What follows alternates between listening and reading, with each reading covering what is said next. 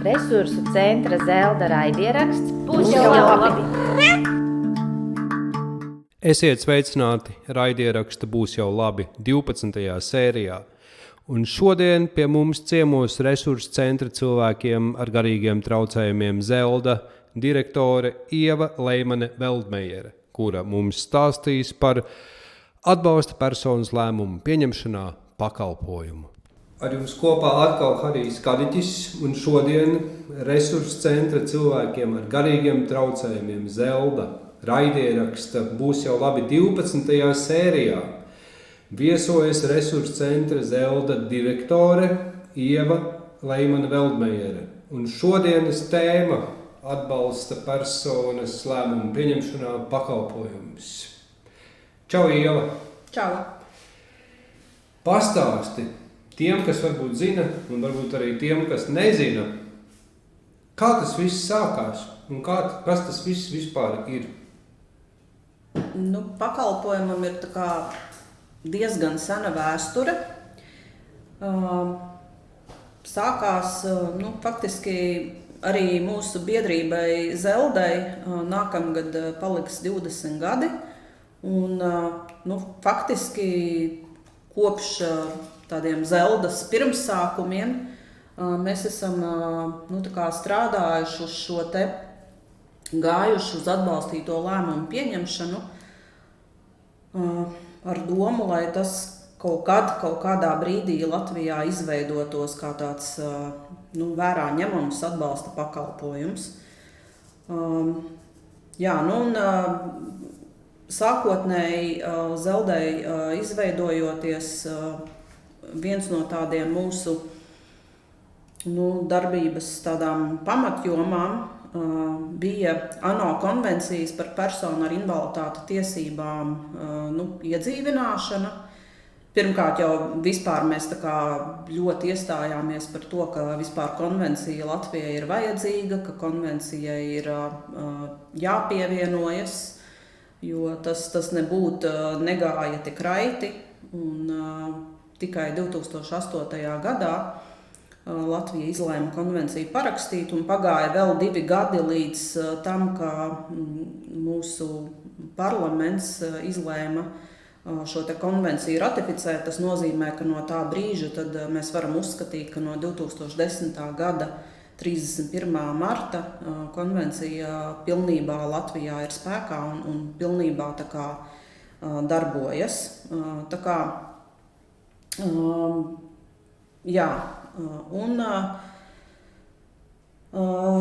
Varbūt tu vari nedaudz, es tev pārtraukšu, iezīmēt, par ko tā konvencija vispār ir? Konvencijas mērķis ir, pirmkārt, konvencija tā kā maina to pieeju, kā mēs skatāmies uz cilvēkiem ar invaliditāti, un ļoti dažādās dzīves jomās tā kā nodrošina to, lai ikvienam cilvēkam ar invaliditāti būtu tāda pati pieeja tiesībām, dažādiem pakalpojumiem, kā cilvēkiem, kuriem nav nekāda veida invaliditāte. Lai cilvēks ar invaliditāti varētu dzīvot pilnvērtīgu dzīvi. Un, ja mēs skatāmies uz cilvēkiem ar garīga rakstura traucējumiem, tad mums ļoti būtiski ir šie 2 panti konvencijā. Tātad 12. pants, kas ir tiesības uz rīcības spēju un tiesības spēju, un 19. pants, kas ir tiesības uz dzīvi sabiedrībā.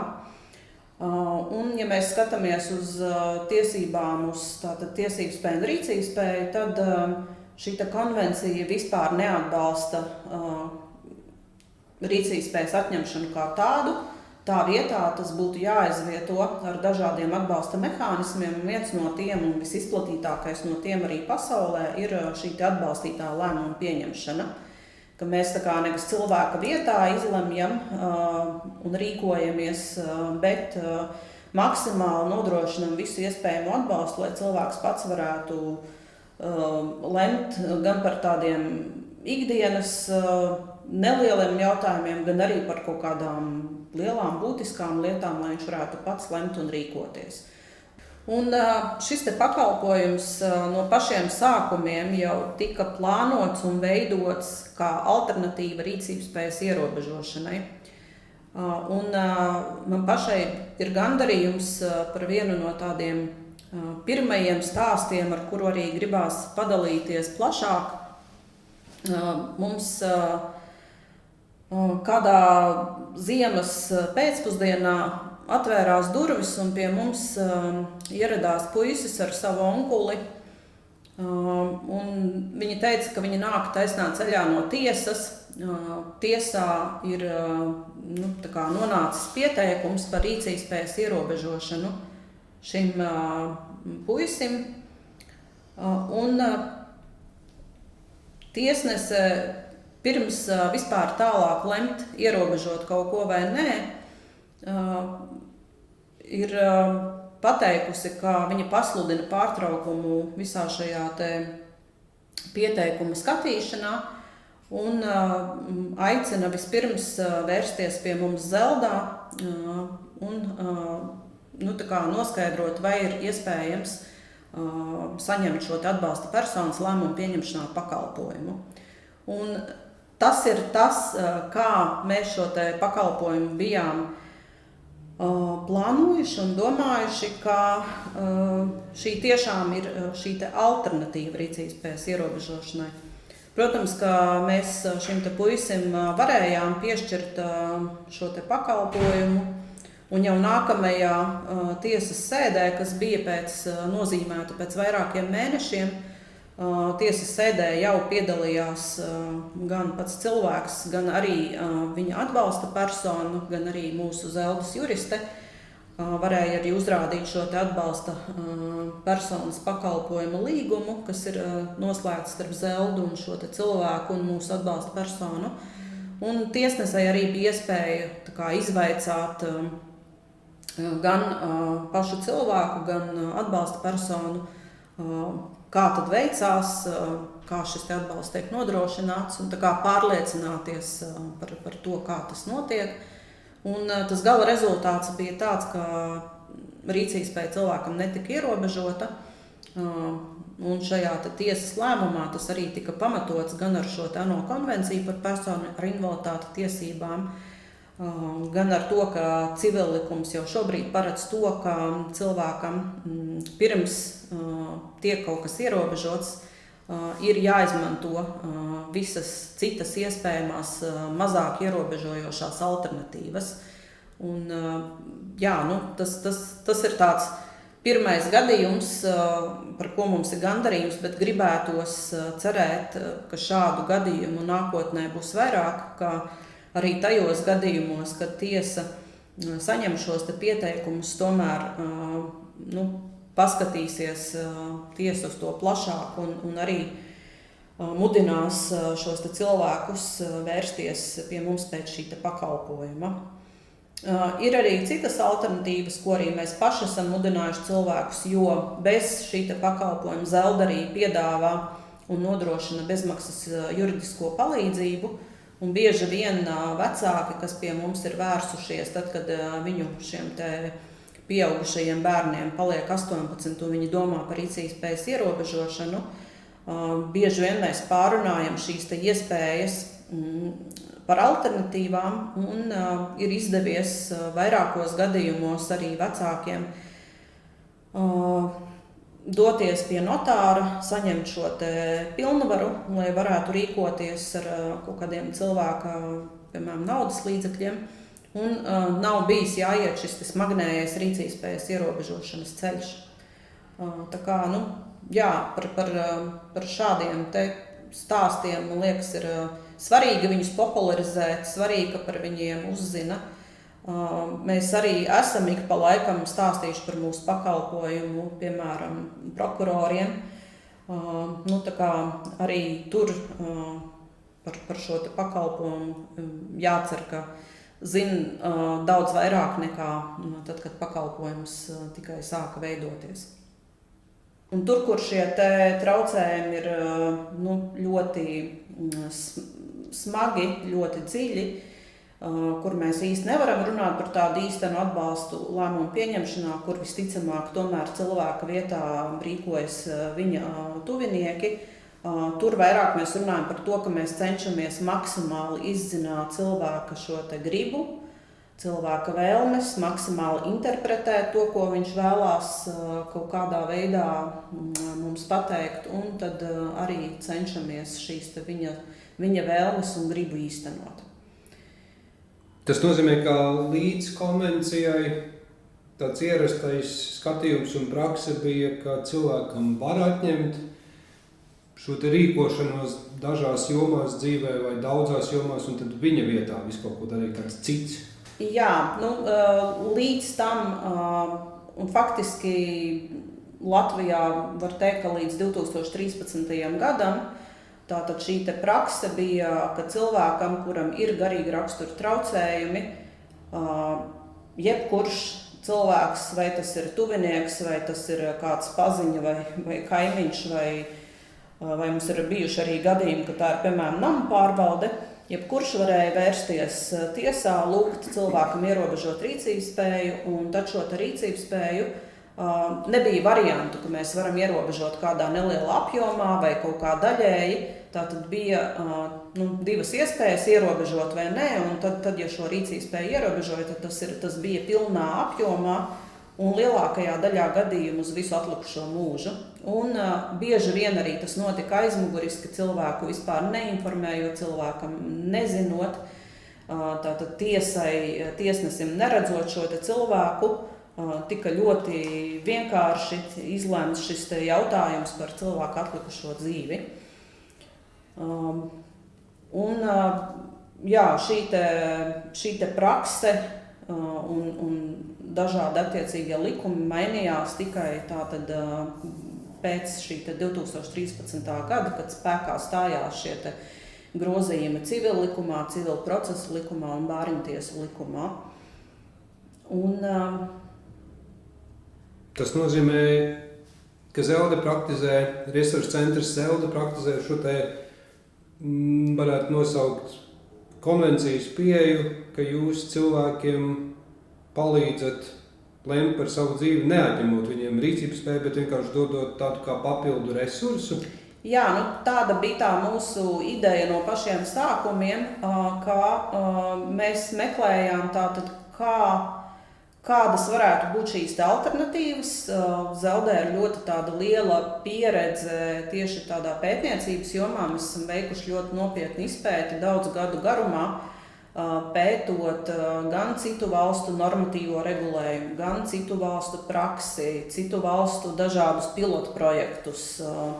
Mēs arī esam iesaistīti tādā starptautiskā organizācija, tādā sadarbības tīklā, kur mēs esam, man šķiet, kaut kādas 18 valstis kopā, kurā šī te rīcības spējas institūta reforma ir tā kā dažādās stadijās. Un valstis arī iet dažādus šos ceļus. Ir valstis, kuras vispirms reformē likumus un pēc tam domā, kā tos ieviest dzīvē. Tādā ziņā diezgan, es teiktu, neveiksmīgi izdarīja Lietuva. Vispirms likumā paredzot atbalstīto lēmumu pieņemšanu, bet absolūti neparedzot nekādu ieviešanas mehānismu, kā to darīt dzīvē. Līdz ar to tātad likumā šī atbalstītā lēmuma pieņemšana ir, praksē viņas nav un neviens arī nezina, kā to ieviest. Latvija gāja citu ceļu. Mēs sākām ar Zeldes, tā iniciatīva bija veidot šo te nelielo pilotu projektu. Sākotnēji mēs izveidojām šo te atbalstītās lēmumu pieņemšanas modeli, kāds varētu darboties, un izmēģinājām to atbalstot 28 cilvēkus ar garīgi rakstura traucējumiem. Arī iesaistot 55 tuviniekus, mēģinot saprast, kā tas darbojas vai nedarbojas. Pēc tam jau bija lielais Labklājības ministrijas sludinātais iepirkums 2017. gadā, kurā mēs piedalījāmies un kura rezultātā mēs saņēmām šo te mandātu veidot lielo pilotu projektu, un cik man ir zināms, tas ir līdz šim tāds lielākais pilotu projekts pasaulē, kur mēs 2 gadu garumā tad šo te, vispirms izveidojām, aprakstījām, kā tam ir jāstrādā dzīvē, un 2 gadu garumā nodrošinājām šo te pakalpojumu 332 cilvēkiem. Pēc tam, kad šis te lielais pilotprojekts beidzās 2019. Gada novembrī, tad mēs turpinājām strādāt, aprakstot, kā šis te pakalpojums varētu iekļauties citu sociālo pakalpojumu sistēmā, kādam vajadzētu būt šim te normatīvajam regulējumam. Tā rezultātā tālāk jau Labklājības ministrija veidoja savu konceptuālo ziņojumu, kas tālāk jau tika iesniegts ministru kabinetā. Un, jā, tā visa rezultātā ceļš bija garš, bet 2023. gadā tika pieņemta arī grozījumi sociālo pakalpojumu un sociālās palīdzības likumā. Tātad šobrīd likumā ir nodefinēts gan šis te pakalpojums, gan arī ar šo te likumu ir deleģēts uzdevums tieši Zeldei, tātad nodrošināt šo te pakalpojumu visā Latvijā. Un, jā, tātad kopš 2023. gada 1. novembra pakalpojumam tātad ir šis te valsts finansējums un tā piešķirtā apjoma ietvaros mēs pakāpeniski šo te pakalpojuma pieejamību attīstam visā Latvijā. Ja cilvēks ir kaut kur uzzinājis, padzirdējis, ka šāds te pakalpojums ir pieejams, tas ir dažādos veidos, cilvēks kaut kur to izlasa, uzzina, varbūt viņam iesaka sociālajā dienestā sociālais darbinieks, vai varbūt arī mums, piemēram, ir ļoti laba sadarbība vienā novadā ar psihiatru, kurš arī saviem pacientiem pastāsta, ka ir tāds pakalpojums un var pieteikties. Tātad cilvēks tur uzzinājis, ka ir pakalpojums, tad viņam ir jāizpild iesniegums. Šo te iesnieguma veidlapu var atrast mūsu mājaslapā, atverot mājaslapu. Mājaslapa ir www.zelda.org.lv. Jā, tātad cilvēks aizpild iesniegumu, šo te iesniegumu dažādos veidos, vai nu atsūta pa pastu, vai arī atsūta mums e-pastā, vai, ja cilvēkam ir palīdzējis sociālais darbinieks, tad sociālais darbinieks var arī palīdzēt nogādāt līdz mums. Tad, kad šis te iesniegums nonāk līdz mums, tad mēs pārbaudam, vai cilvēks atbilst šiem te pakalpojumu piešķiršanas kritērijiem. Tas ir, vai cilvēkam pirmkārt ir invaliditātes grupa, 1., 2. vai 3. Sākotnēji pakalpojumam varēja pieteikties tikai ar 1. un 2. grupu, bet no šī gada janvāra ir tāda izmaiņa, ka arī cilvēki ar 3. grupu var pretendēt uz pakalpojumu. Un mēs arī pārbaudam, vai šajā te informācijā, kas ir veselības darbspēju ekspertīzes ārstu valsts komisijai, garš nosaukums saīsināta DEAKam, tātad vai viņiem ir šī informācija, ka cilvēkam ir garīgi rakstura traucējumi. Tad ar šo pietiek, lai mēs varētu piešķirt cilvēkam pakalpojumu.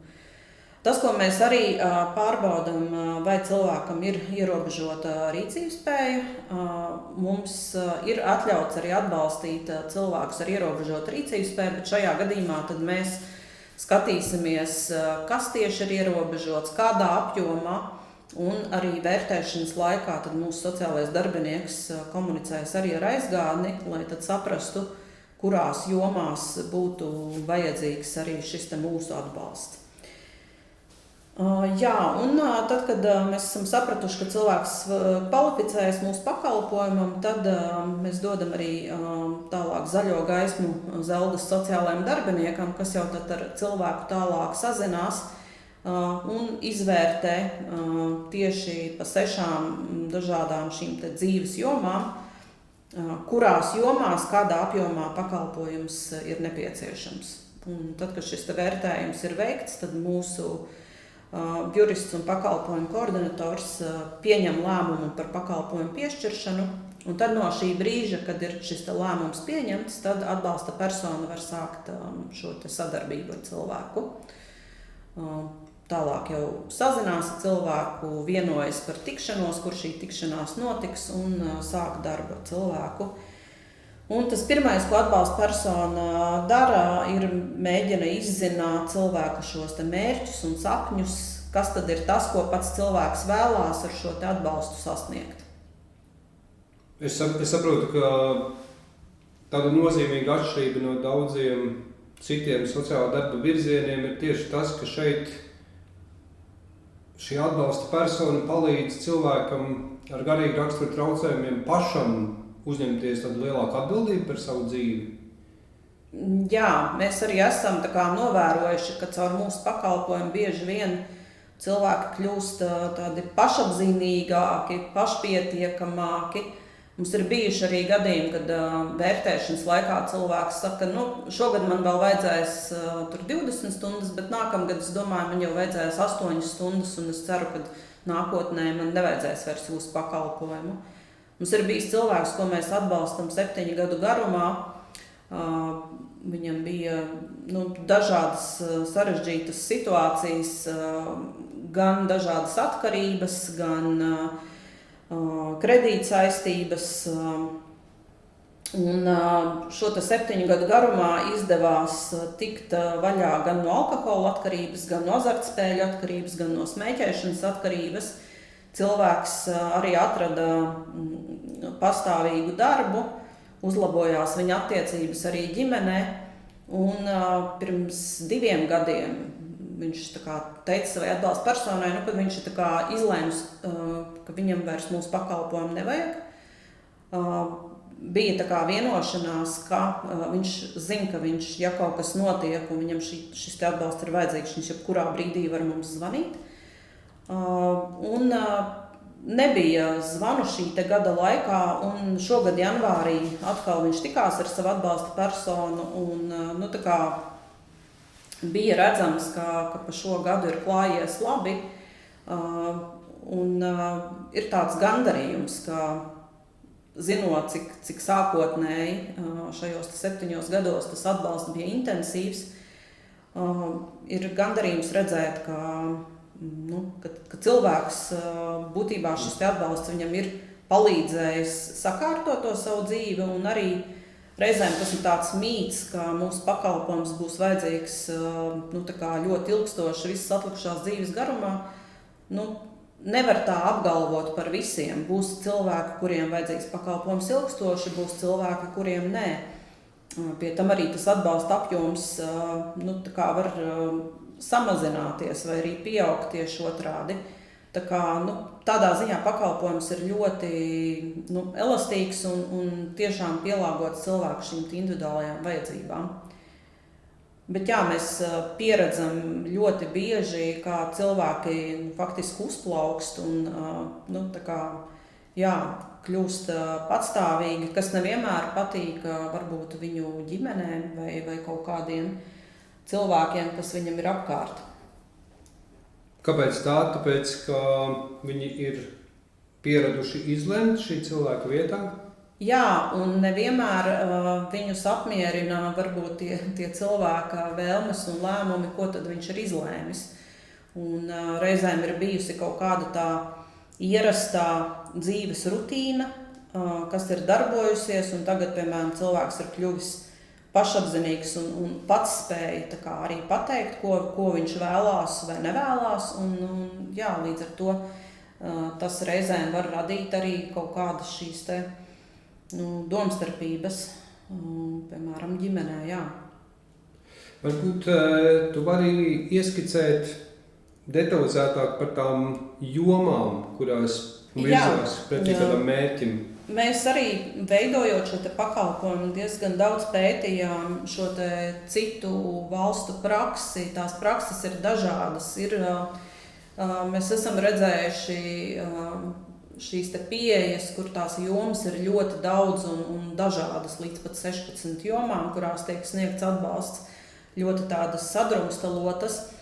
Mūsu pieeja bija paredzēt šīs 6 jomas, viņas ir tādas maksimāli plašas, maksimāli cenšoties noklāt dažādus šos dzīves jautājumus, kas varētu būt. Tātad Latvijā mums šis te pakalpojums ir iespējams 6 dzīves jomās. Tā ir tiesību un interešu aizstāvības joma. Tur varētu būt viss, kas ir saistīts ar kaut kādiem dažādiem juridiskiem jautājumiem vai kaut kādiem, kur ir vajadzīgs cilvēkam arī sagatavot kaut kādus dokumentus, atrisināt kaut kādas situācijas. Arī tie juridiskie jautājumi ir ļoti dažādi. Mums ir, piemēram, bijuši cilvēki, kuram ir jāpalīdz apprecēties. Ir bijis tīri pretēji cilvēki, kuriem ir jāpalīdz izšķirties. Tad atbalsta personai ir jāpalīdz sagatavot šis pieteikums tiesai. Mums ir bijušas arī šķiršanās, kas ir pie notāra veiktas. Tad ir finanšu joma, kas ir atkal, tur varētu būt gan dažādas kredīta saistības cilvēkiem, kuri ir jāpalīdz šie kredīti pārstrukturēt. Bieži vien cilvēks ir kaut ko aizņēmies, viņš pat īsti nezina, kur viņam kādas šīs kredīta saistības ir. Tātad jāpalīdz saprast vispār, kas notiek, jāpalīdz komunicēt ar šiem zvērnātiem tiesu izpildītājiem. Reizēm cilvēkiem sevišķi grēko šie ātrie kredītdevēji, ka pagātnē mums ir bijuši vairāk gadījumi, kur cilvēkam tiek no viņa mēģināts paņemt vairāk nekā vispār likums atļauj.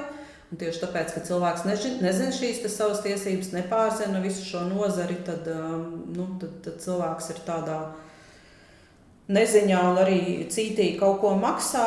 Atbalsta persona sākotnēji cenšas vispār ļoti iedziļināties, lai saprastu visu šo viņa kredīta situāciju. Un tad mums ir vairāki pozitīvie stāsti, kur ir izdevies gan šos kredītus pārstrukturēt, gan arī faktiski mācīt cilvēkam šo finanšu pratību, ka mums ir arī atbildīgi par to, ja mēs šo kredītu paņemam.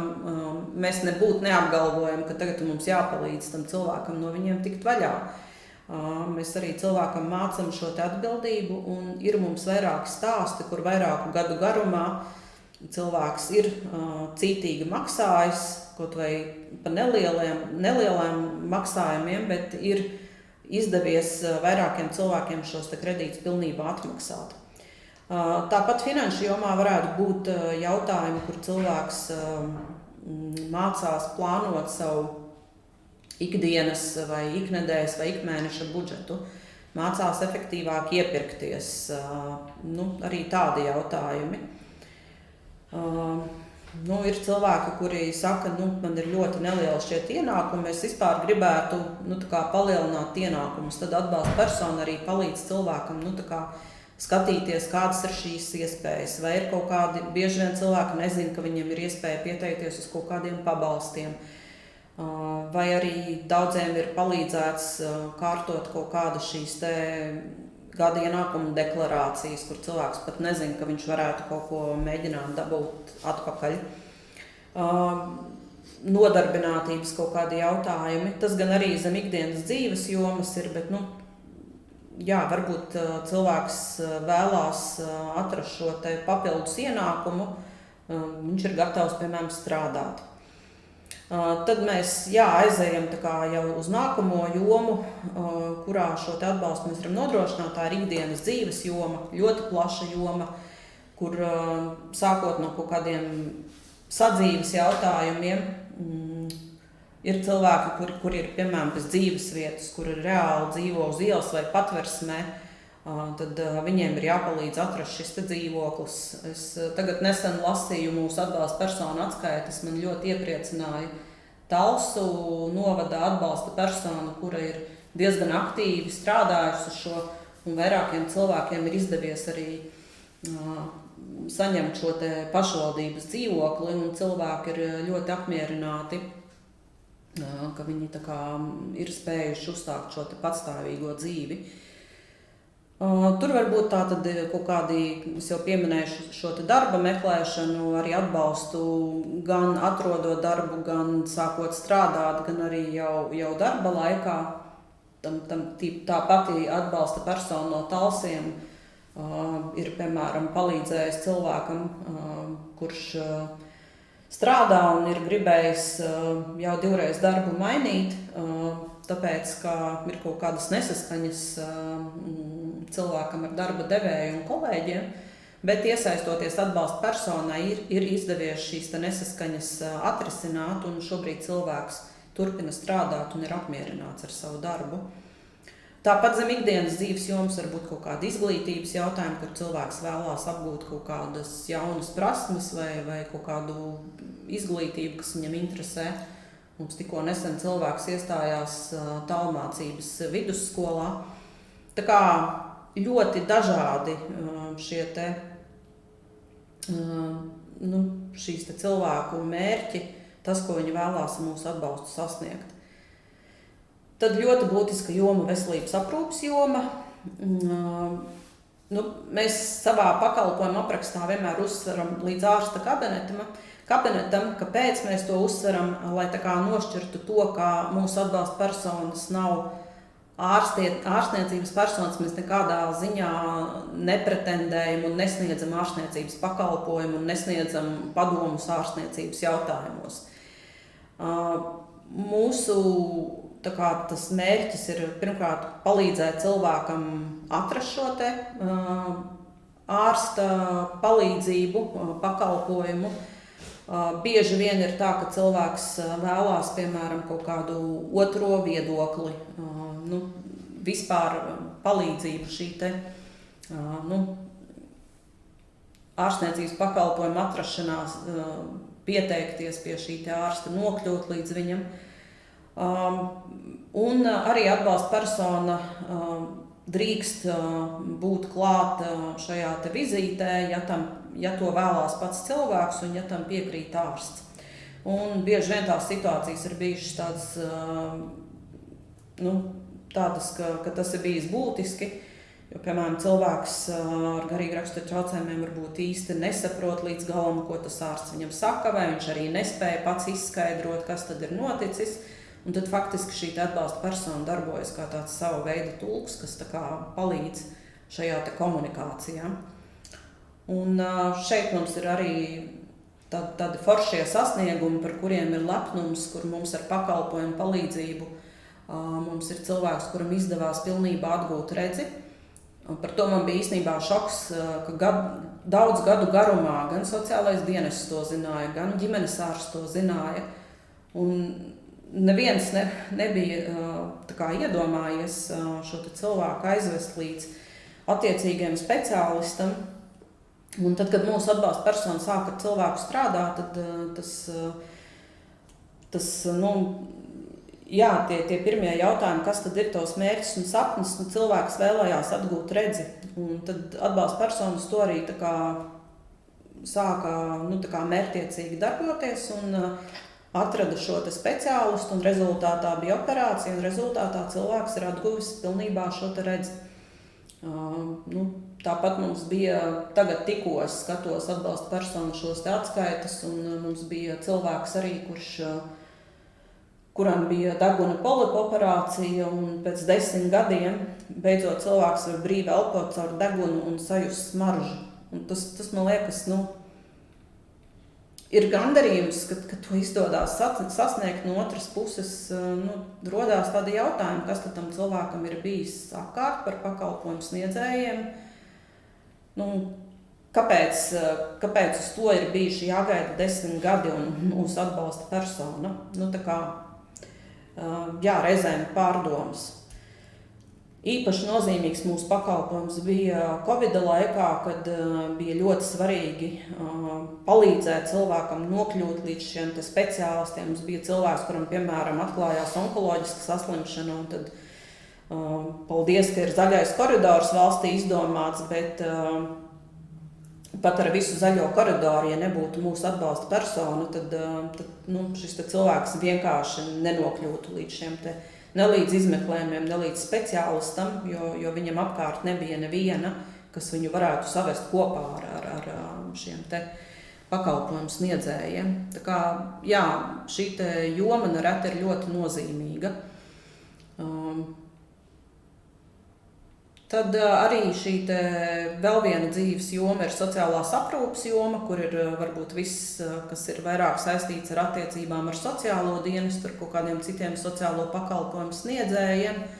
Mums ļoti bieži tā ir bijis Rīgā, ka cilvēks ar garīgu raksturu traucējumiem, viņš kaut kā dzīvo savu dzīvi, viņš dodās regulāri pie psihiatra, bet viņam nav nekādu attiecību sociālo dienestu. Kaut kā tas ir interesanti, ļoti izteikti Rīgā, nezinu kāpēc, bet bieži cilvēki ar garīgu raksturu traucējumiem ir ļoti rezervēti, izvēlās nevērsties sociālajā dienestā, nemeklē šo palīdzību, un tad nereti ir bijis tā, ka tieši mūsu pakalpojums ir bijis tas, kurš cilvēku saved kopā ar sociālo dienestu, jo mēs neuzskatām, ka mums būtu jāizvieto, un mēs to arī negribam, mums būtu jāizvieto citu pakalpojumu funkcijas, tāpēc, ja mēs redzam, ka cilvēkam noderētu arī cits sociālais pakalpojums, tad noteikti mēs cilvēkam par šādām iespējām stāstam un palīdzam tad arī vērsties sociālā dienestā un līdz šim pakalpojumam tikt. Mums ir bijuši cilvēki, kuriem mēs šādā veidā palīdzam tikt līdz pakalpojumam par aprūpi mājās, līdz pakalpojumam dienas aprūpes centrs, līdz grupu dzīvoklim. Tie būtu tādi klasiskākie pakalpojumi, līdz kam mēs esam palīdzējuši cilvēkiem tikt. Arī dažādi šie pabalsti, kaut kādas šīs papildus iespējas, ko var saņemt no pašvaldības. Un tad pēdējā šī atbalsta joma, tāda plaša joma, saucās atbalsta loka veidošana. Un šeit ir viss, kas ir saistīts ar kaut kādu jaunu attiecību veidošanu, jaunu draugu atrašanu. Un to mēs parasti cenšamies darīt caur kaut kādām cilvēku interesēm, caur viņa hobijiem. Mums ir bijuši cilvēki, kas, piemēram, saka, ka viņam patīk volejbols, un viņš vēlētos atrast iespējas, kur to varētu darīt. Un tad atbalsta persona meklē šīs iespējas viņa šajā apkaimē, kur varētu spēlēt šo volejbolu tādā veidā. Ir izdevies viņu iepazīstināt ar jauniem cilvēkiem viņa dzīvē. Ļoti, ļoti plaša joma un ar tādiem dažādiem arī tādiem netradicionāliem risinājumiem. Mums, piemēram, viena atbalsta persona tagad ir ļoti aktīvi vairākus savus atbalstāmos cilvēkus iesaistījusi vietējā tādā teātra spēlēšanas grupā, un caur šo teātra spēlēšanu tad šie cilvēki arī ir sapazinušies ar tādiem jauniem cilvēkiem savā dzīvē, un tā doma ir tāda, ja mūsu pakalpojums kaut kādā brīdī cilvēkam vairs nav, tad viņam ir kaut kādi šie atbalsta punkti, kaut kādi šie jauniegūtie draugi un paziņas, ar kuriem tad viņš ikdienā var komunicēt un kam viņš arī var palūgt šo kaut kādu atbalstu, ja tāds ir nepieciešams. Un šis atbalsts ir pieejams tādos trīs tādos iespējamos apjomos. Vismazākais apjoms ir līdz 8 stundām mēnesī, tad ir līdz 20 stundām mēnesī un līdz 35 stundām mēnesī. Un šo apjomu arī tad nosaka mūsu sociālais darbinieks, sākotnēji cilvēku vērtējot, kopīgi izrunājot, cik lielā apjomā tad cilvēku šo atbalstu vēlētos saņemt. Un lielākoties, skatoties uz to pakalpojumu statistiku, parasti cilvēkiem ir šis otrais atbalsta līmenis, tātad līdz 20 stundām mēnesī, mazāk ir līdz 8 stundām un līdz 35 stundām. Tie, kam ir līdz 8 stundām, parasti ir tādi ļoti patstāvīgi cilvēki, kuriem varbūt jau ir darbs, kuri zina konkrēti tātad, kur viņi vēlās šo atbalstu no mums saņemt, un tad ir šīs 8 stundas, vai arī var būt tā, ka cilvēks jau saņem vēl kaut kādus citus sociālos pakalpojumus. Viņam, piemēram, varbūt viņš dzīvo grupu dzīvoklī, vai viņam ir ģimenes asistents, vai viņam ir tur dienas centrs, kur viņš regulāri iet, un tad tīri objektīvi to arī vērtē sociālais darbinieks, tad tīri objektīvi izrunājot ar cilvēku, tad mēs redzam, ka šo te atbalsta apjomu vajadzētu nelielu. Un šis te trešais savukārt līmenis, kur ir līdz 35 stundām mēnesī, vairāk ir tā kā situācijās, kur cilvēkam ir kaut kādas sarežģītas dzīves situācijas risināmas vai ir kaut kāda krīze. Un tas arī var notikt, ka cilvēkam jau ir pakalpojums piešķirts. Mums, piemēram, ir bijis cilvēkam ir šis te pirmais atbalsta līmenis un pēkšņi viņam ļoti pasliktinās veselības stāvoklis. Mums ir šobrīd viens tās cilvēks pakalpojumā, kur vispār ir jāsaprot, kas ar viņu notiek, un ir daudz dažādu izmeklējumu, kur viņam ir jādodas. Tad šobrīd viņam ir piešķirts šis trešais intensīvais atbalsta apjoms, lai tad atbalsta persona arī varētu nodrošināt visu šo nepieciešamo atbalstu. Tā kā tādā ziņā pakalpojums arī ir elastīgs, mēs tā kā arī sekojam līdzi pakalpojumu saturam, tā kā kas vispār notiek, un tiklīdz kaut kādas izmaiņas ir nepieciešamas, tad šīs izmaiņas arī tiek cilvēkam piedāvātas un nodrošinātas. Laiks palidoja vējas pārniem. Es vienmēr uzdodu vienu jautājumu visiem raidieraksta viesiem. Jautājums ir saistībā ar raidieraksta nosaukumu Būs jau labi. Un es visiem uzdodu šo jautājumu. Klau, kā tev liekas, vai pasaulē viss būs labi? Es nekad nedomāju, ka man nāksies uz viņu atbildēt, jo es arī nebiju domājis, ka tu man izvēlēsies intervēt. Es varu pastāstīt to vēsturi, kāpēc mēs šādu mantru raidījumam ielikām, raidierakstam. Šis nāk no profesora Roberta Ķīļa, kurš savulaik teica, ka latviešiem ir šī raksturīgā mantra būs jau labi. Mēs tādā veidā arī sevi tā kā mēģinam ar šo mantru vienmēr mierināt, bieži vien pat nezinot, vai būs labi. Man gribās domāt un ticēt kaut kādam cilvēces veselajam saprātam un skatīties ar tādu gaišu skatu uz dzīvi un nākotni, un gribās ticēt, ka tomēr būs labi. Kaut arī reizēm ikdienā redzot tos milzīgos izaicinājumus, kas notiek pasaulē, par to rodās šaubas, bet es tomēr palieku ar tādu ticību un cerību, ka būs labi. Raidieraksts Būs jau labi ir sagatavots ar Sabiedrības integrācijas fonda finansiālu atbalstu no Latvijas valsts budžeta līdzekļiem. Par raidieraksta Būs jau labi saturu atbild Resursu centrs cilvēkiem ar garīgiem traucējumiem Zelda.